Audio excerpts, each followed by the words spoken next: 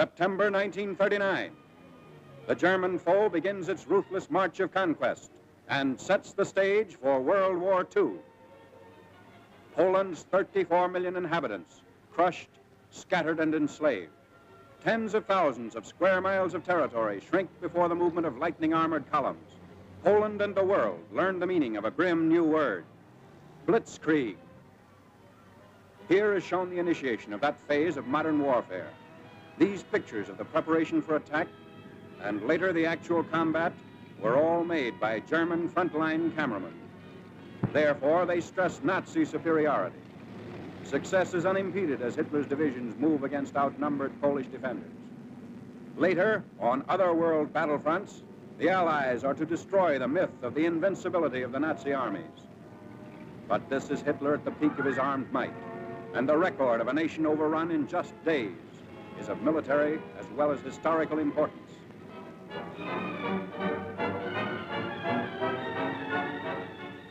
The spark is set off in the free city of Danzig. Nazi secret agents had long plotted the revolt against law and order. Germany called it liberation. The world knew that Danzig represented the ignition of the European powder keg, the excuse for Hitler's hordes to begin their destructive campaign of conquest.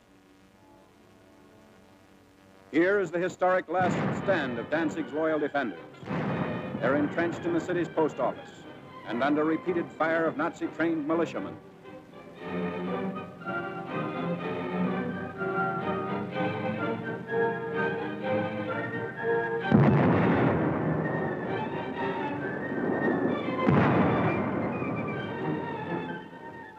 Taking cover behind an advancing tank, the attackers move in. Gasoline is sprayed on the building, and its doom is sealed.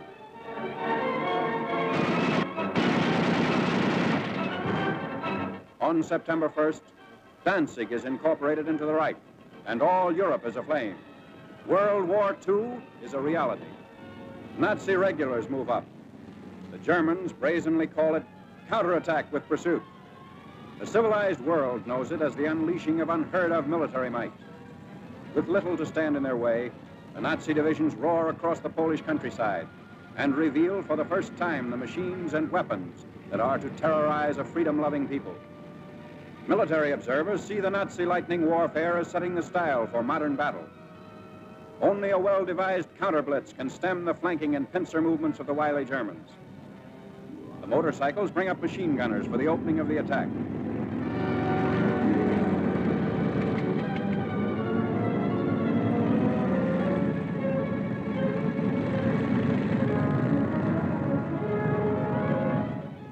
Camouflage is used to best advantage.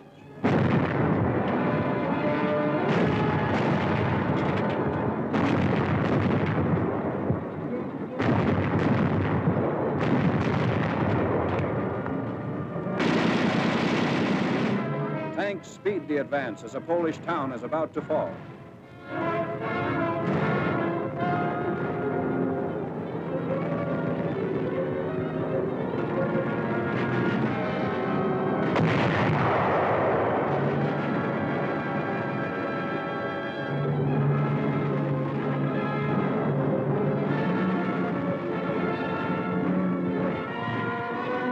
Before the day is out, the Nazis have occupied the town, which is still burning and in complete ruins.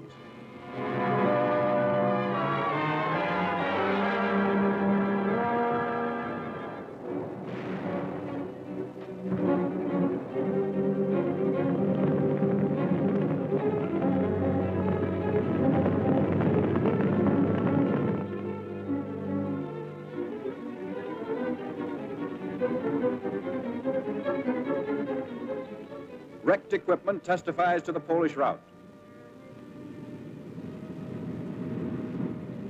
There's no halt in the wrecked town. The military timetable calls for the rushing up of troops for more blitz attacks.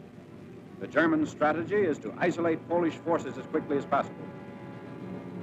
So the Nazi columns move according to prearranged schedule.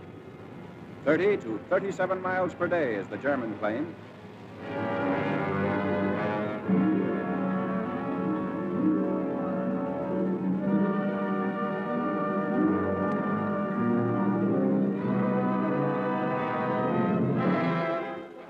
A strategic bridge across the Vistula River has been blown up by retreating Polish soldiers.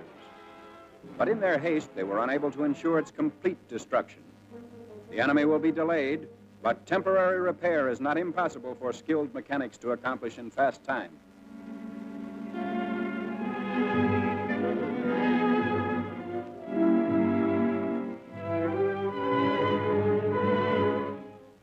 A German sapper detachment sent ahead of the fighting unit goes to work. These men are trained to construct emergency roads as well as bridges.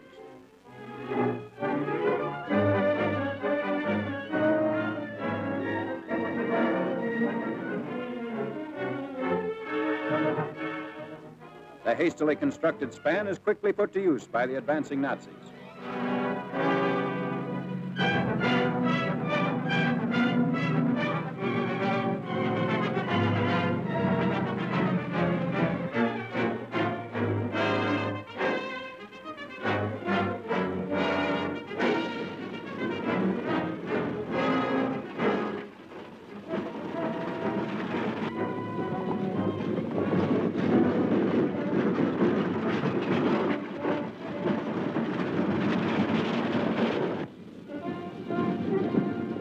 Many units don't even wait for the repairs. When bridges are scarce, shallow waters are forded.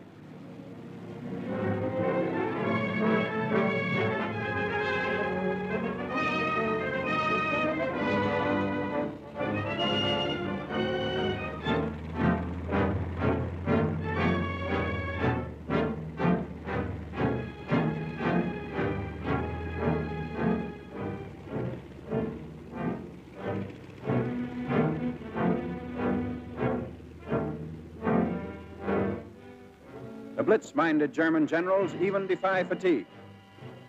Long lines of tired troops are kept moving against the Poles. The operation is based on the principle that contact, once made, should never be lost. Naps are snatched on the move.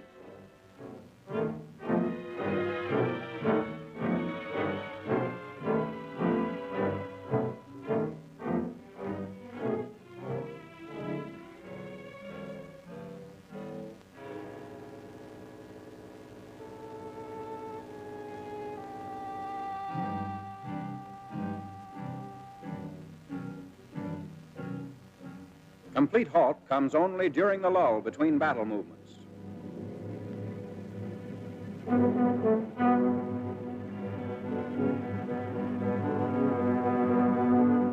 At all times, weapons are kept clean and ready for instant use. This enemy of ours has mastered every technique necessary to the maintenance of efficient fighting contingents.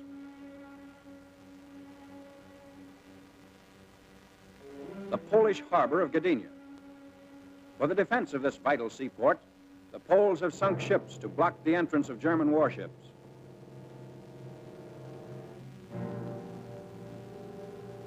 The Nazis direct their fire across the harbor. Military and naval forces are cooperating to bring about complete destruction of Polish defense installations.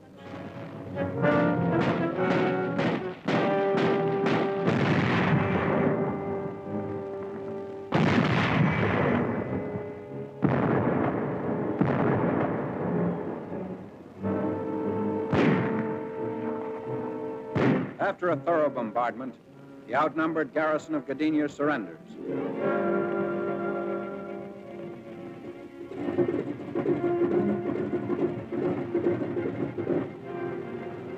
The Nazi air arm plays a major role in the wanton destruction of Polish territory.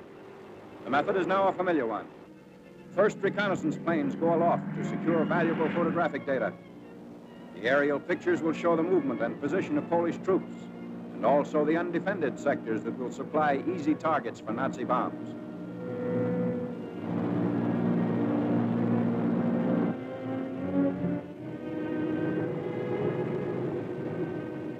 Immediately on landing, the valuable pictures are rushed to the field developing unit.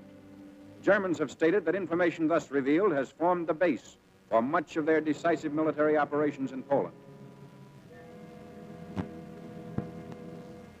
This photograph reveals a truck convoy, closely bunched at a crossroad. If proper distance and interval had been kept between vehicles, they would not be the target shown here.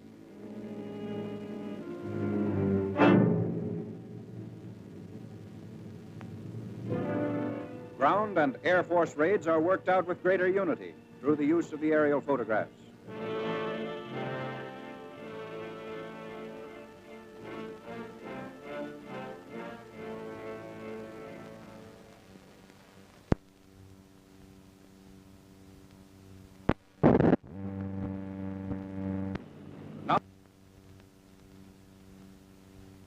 The preparation for attack by German fighter planes and bombers.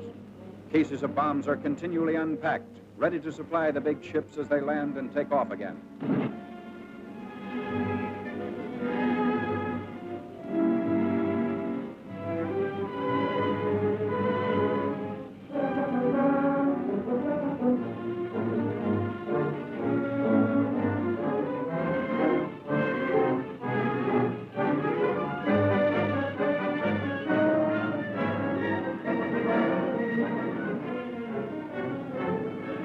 Wave after wave of destructive aircraft leaves the field. They are assigned to swarm ahead of the land armies and destroy complete fortifications, batteries, marching troops, railway junctions, and important highway links.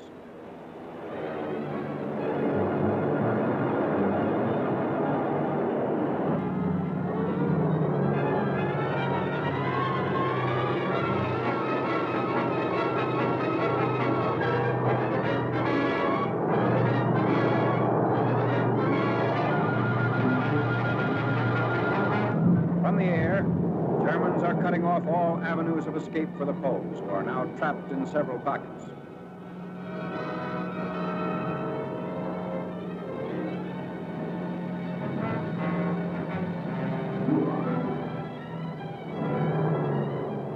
A Stuka dive bomber attacks an important railway junction.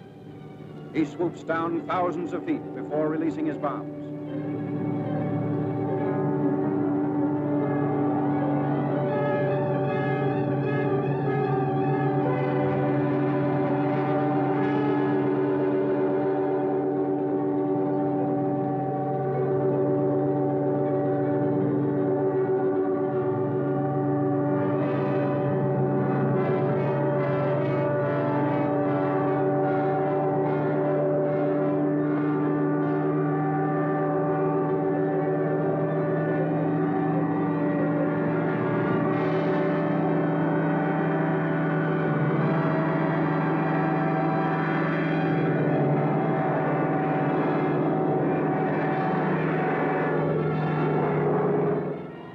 His hair-raising speed is stopped as he straightens out, barely 600 feet above the target.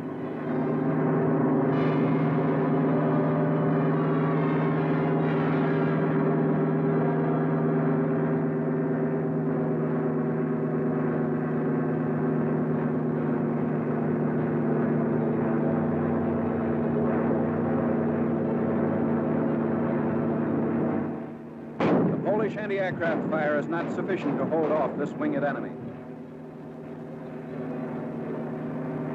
An awful panorama of ruin spreads out below.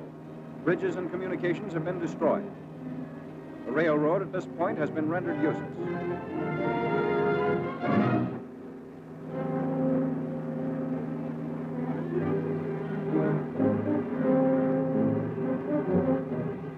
Nazi bombs also knock out the heavy armored cars which the Polish army had hoped would see effective action against the enemy.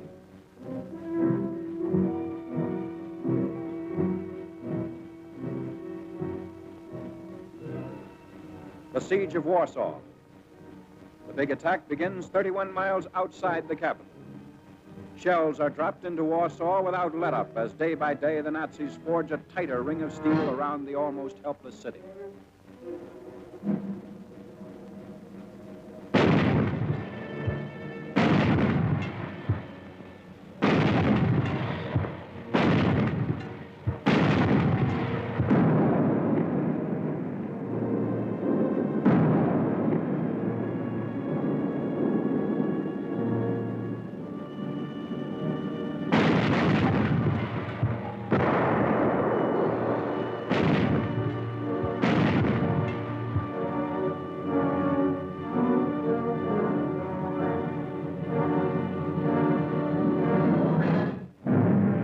Hundreds of fires in the city send up huge clouds of smoke.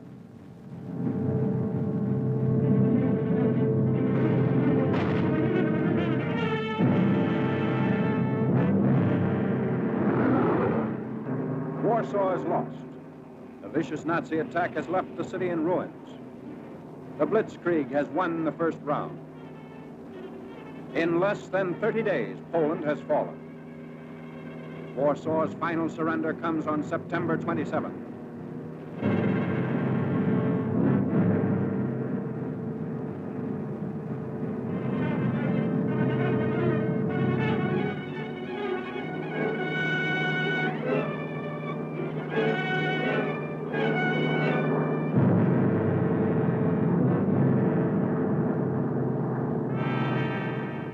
Even as the last shot is fired, the first of the conquerors are already within the city's boundaries. Here again, the wreckage testifies to the fury of the Nazi assault.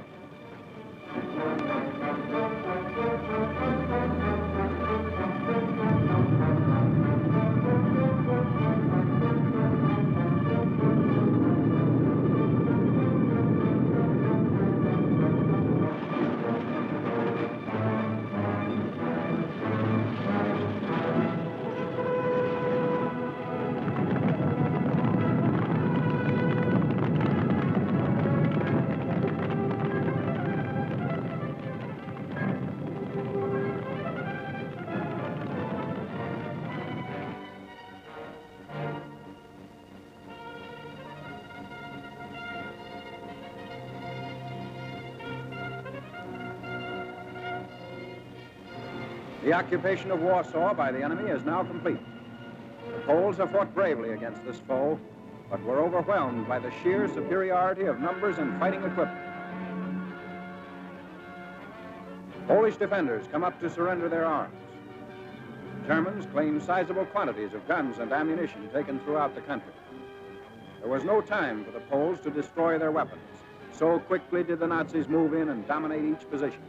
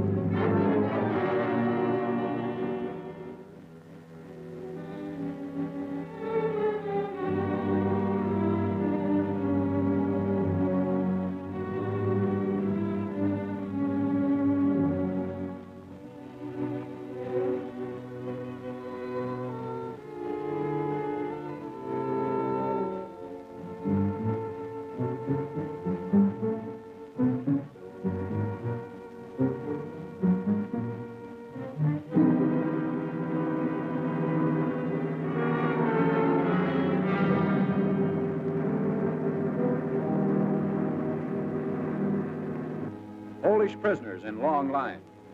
500,000 is the estimated total figure.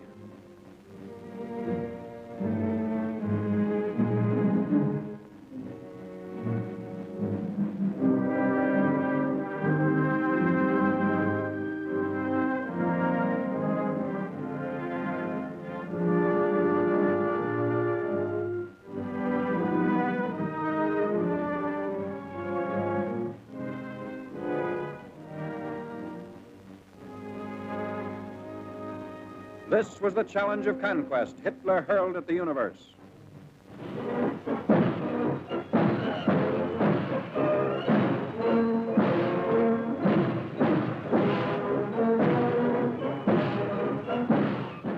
Arrogant, well-trained, the Nazis marched through Warsaw's streets. The world was permitted to view this display of military pomp and expected to bow before Germany's might. But the events of years following Poland's setback were to tell another story. The Allies are fighting to prove that these goose-stepping legions are not supermen, that the events of September 1939 shall never happen again.